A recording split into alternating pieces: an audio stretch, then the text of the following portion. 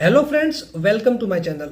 મિત્રો, આજે આપણે વાત કરવાના છીએ LLB સેમેસ્ટર 6ની આવનારી યુનિવર્સિટી એક્ઝામના મોસ્ટ IMP પ્રશ્નો વિશે, જે તમને આવનારી યુનિવર્સિટી એક્ઝામમાં ખૂબ જ ઉપયોગી સાબિત થઈ શકે છે.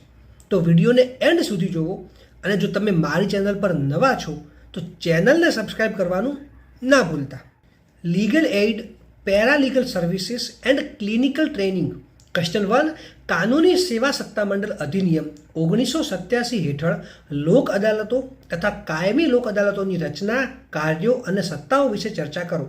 Discuss the constitution, functions and powers of the Lok Adalats and permanent Lok Adalats constituted under the legal services authorities act 1987.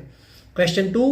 કાનૂની સેવા સત્તામંડળ અધિનિયમ 1987 હેઠળના જુદા જુદા સત્તામંડળોની રચના અને તેની કાર્યરીતિ વિગતે સમજાવો. Explain the constitution and functions of various authorities under the legal service authorities act 1987. Question 3. મફત કાનૂની સહાય અને સલાહ એટલે શું? આ બંને વચ્ચેનો તફાવત જણાવો અને મફત કાનૂની સહાયનો ખ્યાલ, તેનું કાર્યક્ષેત્ર અને તેના મહત્વની ચર્ચા કરો. What do you mean by free legal aid and advice? Distinguish between them and discuss the concept, scope and importance of free legal aid. Question 4. Code of Civil Procedure 1908 અન્વયે અકિંચન વ્યક્તિઓ દ્વારા દાખલ કરવામાં આવતા દાવાઓ અંગેની જોગવાઈઓને વિગતે સમજાવો. Explain in detail the provisions for filing suit by indigent person under the Code of Civil Procedure 1908. Question 5.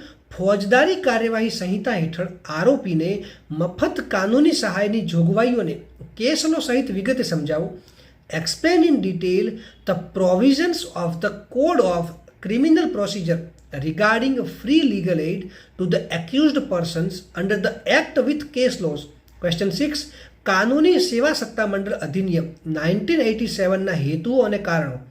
Objectives and reasons of the Legal Services Authorities Act 1987.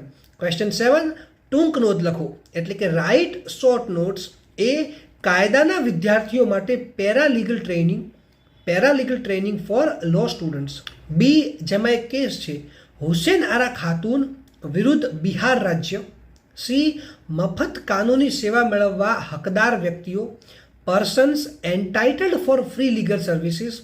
અને ડી. પ્રી લિટિગેશન સમજૂતી અને સમાધાન અંગેના પ્રબંધો, pre litigation conciliation and settlement provisions. મિત્રો, હવે જો તમને કોઈ બીજો ક્વેશ્ચન હોય તો તમે મને કમેન્ટ સેક્શનમાં પૂછી શકો છો. અને આ વિડીયોને લાઈક કરો, વધારેમાં વધારે શેર કરો અને મારી ચેનલને સબસ્ક્રાઈબ કરવાનું ના ભૂલતા.